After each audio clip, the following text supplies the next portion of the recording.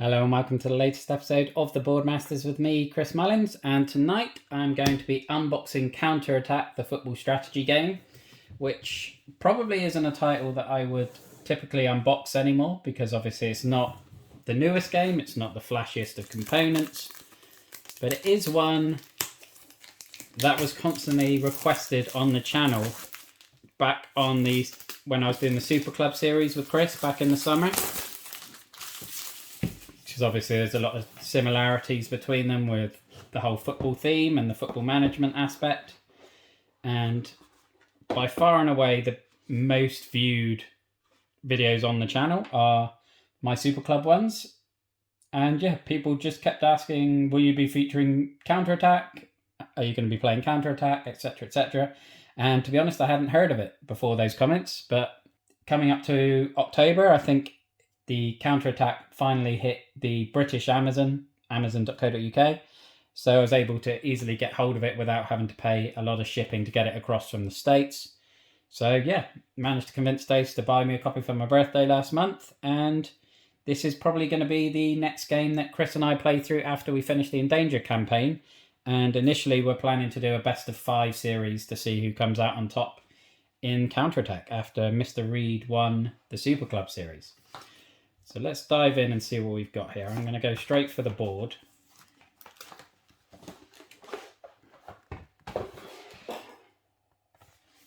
Oh, okay.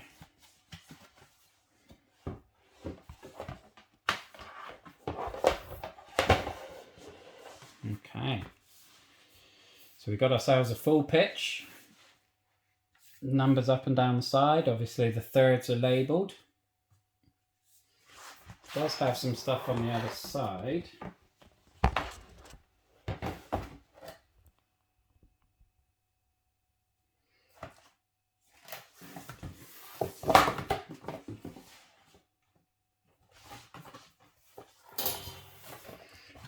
So I'm guessing this side isn't for playing as such, but it looks like it's got some classic 11s. So it's got like the Guardiola Barcelona team. It's got the Man United treble winning team. I'm guessing Panchev, Savicevic, the classic 90s Croatia team. Cruyff, so that's the Holland. Right up to the ISS Pro Master League Classic team of Castolo, Menanda and co. Brings back memories. The great 80s Liverpool team.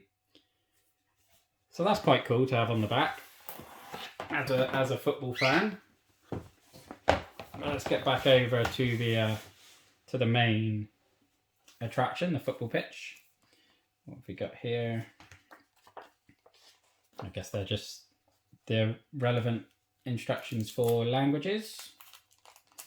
Got a quick play guide here, which I always appreciated. I do always love a player reference card and a quick play guide. Okay. So if your last action was one of these, your next action can be one of these. Successful tackle can lead to a movement phase, a standard pass, a high pass, a long pass, or a snapshot. You'll get a 1 dice penalty when shooting from outside the box, taking a snapshot, attempting a header from 2 hexes away, etc., etc. You can get an additional move whenever the ball goes into the box. After a high pass, both teams may move one player up to 3 hexes. And an opponent can move up to 2 hexes just before a snapshot, I guess, to try and block it. So lots of interplay going on there. Got our red and yellow card and injury tokens. Certainly hope I don't see too many of those on my team. I don't mind if Chris's gets struck down. And then we've got the rulebook. Welcome to the biggest game of the season. Just looking at the players in the tunnel, you can tell that they are nervous going into this match. And it's no wonder, given what's at stake. They will have to be at the top of their game if they're going to emerge victorious this evening. This is Counter Attack, and you are the football manager. So obviously this is very different to Super Club in terms of Super Club. You managed the management side of it. You upgraded your facilities, you transferred your players, you picked your formations, etc. Whereas this one is much more focused on the actual football that happens on the pitch. So You've got your squad, which each have their own individual stats, obviously, depending on their positions and things. And then it's up to you to position them, pick your team, utilize those skills. So obviously, as it says there, with great dribbling skills yet terrible tackling, Ruiz is clearly an attacking player, but poor heading and shooting might mean Ruiz is best played on the wing. So again, it's using your common sense as a football fan to use the stats available. And then you've got the zone of influence, so depending on how close players are to each other, depends on how you can influence it. So if you're in an adjacent hex, you can attempt to tackle. You can attempt to challenge players for a header, for example. And then, yeah, the pitch is made up of hundreds of hexes. You'll move your players. You've got a distance stick, which is obviously this here, which is used to measure... Oh, there we go. So within that set distance for a first-time pass or a header, then a standard pass and shot, and then you've got a high pass. So you'll be using this to dictate sort of the type of skill that you're using, whether it's a pass or a high pass. So if you are new to the game, so it's got a nice core rule section. So you've got your movement phase where you're manipulating your players around the board to try and get them into good positions. You've got your passing, as we said, standard pass, high pass, and then you've got the long pass, which can travel to any position on the pitch, which means there's no need for the distance stick, with some few limitations. You've got shooting, so you've got the distance stick to judge if you can shoot. All shots are deemed to be accurate, but defenders can block the ball. Snapshots aren't so accurate, but are more, well, an element of surprise, so you don't afford opposition players the chance to block as much. You've got loose balls, so whether shots get deflected, high passes or long passes are inaccurate, or a tackle or a header or a shot ends in a tie. Okay, you've got the goalkeeper. So you're all about positioning them to get them in position to make a save, and then whether they hold the ball, take a quick throw, kick it out, competing for a high cross to stop the attackers getting a header. And speaking of heading, obviously centre backs and big number 9s, I do love a big header when it thunders in the top corner. So that will definitely be a tactic I'll look to utilise. Tackling and dribbling, which obviously are two sides of the same coin. And you've got fouls. So if your opponent rolls a 1 when making a tackle or a steal, then they've committed a foul. And they may cause an injury, and they may well get booked. Okay. So I think, again, there's the risk of making a tackle, which again is very thematic and reflects real life, that staying on your feet, as it says down here, you don't have to make a tackle, just get in your opponent's face. So you can sort of jockey for position and look to block rather than actually go to ground and make tackles, which is very reflective of the modern game. Got set pieces, always an important part of football that is often overlooked. And the referee's decision is final. If you and your opponent can't agree on whether or not a pass has been intercepted, a professional foul has been committed, or anything else for that matter, turn to the referee to make the decision. And if you roll a dice, if it's higher than the leniency, then the referee is ruled in favour of the attacking manager. If it's lower, then the referee is ruled in favour of the defending manager. Okay. And then we've got a step-by-step guide, which looks very handy. Just walks you through all the different scenarios. So there's obviously a lot of small details and micromanaging and things going on. You've got advanced rules for when you've picked up the basics, so you can bring in first-time passes. You can make additions to corner kick checks, difficult shooting angles. Okay. Goalkeeper saving ability. Okay, so that adds a twist to... They can normally dive 3 hexes, but in the advanced rule, if the goalkeeper attempts to save in the furthest away hex, the goalkeeper's saving attribute suffers a -1 dice penalty. So again, thematic, because it might be that the keeper is just getting a fingertip to the ball and can't quite deflect it or something like that. And they also can suffer goalkeeper penalties when an attacker takes a snapshot because the goalkeeper hasn't set himself. He's not in the right position, for example. And you can bring in reckless tackles. So sometimes you just want to foul your opponent. If you want to try this, you must say reckless tackle before rolling the dice. If you roll a 3 or higher, the attacker is cynically fouled. Run a leniency check. If you pass, you will be shown a yellow card. If you fail, you'll be given a red card.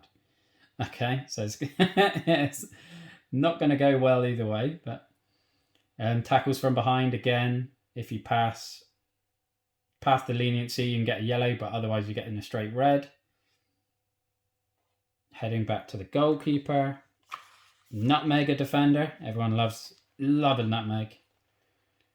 Extra time. If you'd like to set up a counter-attack tournament, this section will give you a few tips. Okay. Carry player injuries over from one match to the next. That might be something that Chris and I do in our 5-game series, for example. And potentially have a transfer market. That makes sense.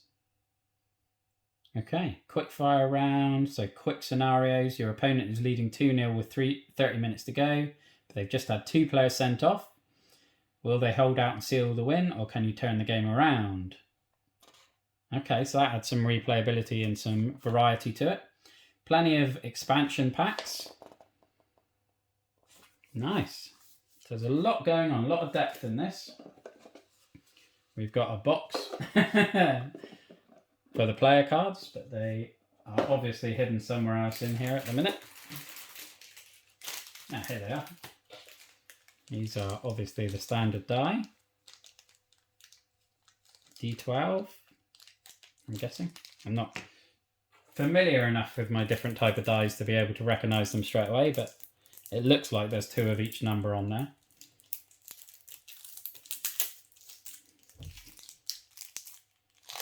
And then we have our player cards. So again, you can see, I don't think the countries really make a difference unless you are specifically going to play as a certain nation. I don't know if there is enough of each country. I don't imagine there's 11 Mongolian players, who knows, but it'd be interesting to see. I didn't notice in the rule book sort of like an initial draft or anything to pick your squad, so it's probably something I just missed there. Okay, and these are the goalkeepers, so, and the referees. Okay, so lots of players. Like I said, there's lots of expansion packs. And these are the players once they're on the field, which I think is pretty cool. You've got these little tokens with the shirt numbers that you move around. Yellow's obvious. Well, is that going to be the referee or is that one of the goalkeepers? I'm guessing they're one of the goalkeepers. I don't think you have a physical representation of the referee there. I just thought because it was yellow, it matched up with the colour of the referee cards. But yeah, you're moving these around, and these are the little footballs. So you've got 2 balls just in case you lose one, I guess. That you're passing around the pitch and trying to shoot in the score. Got your timers, sand timers. Be interesting, I don't know if it's just a spare one or whether you have one per player and you sort of measure each player's turn time. And yeah, I think that's basically everything that is in Counter-Attack. So for all those of you who commented on the Super Club videos asking if I was going to feature it, I took my time, but we're getting there now. It should start up on the channel next week, and hopefully it'll be a best of 5, so it could be anywhere from 3 to 5 matches, and then we will do a review following on from that. And again, hopefully if people enjoy it, we'll try and get it back to the channel. I am still planning to get Super Club back to the channel as a 3-player at some point, but trying to get a 3rd is proving rather difficult at the moment, so apologies for that.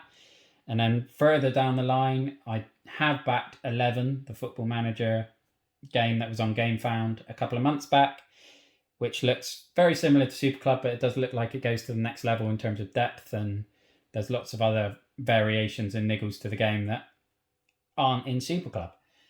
But speaking of Super Club, they've just announced the Powerhouse expansion, which I'm not sure is what's going to be in there.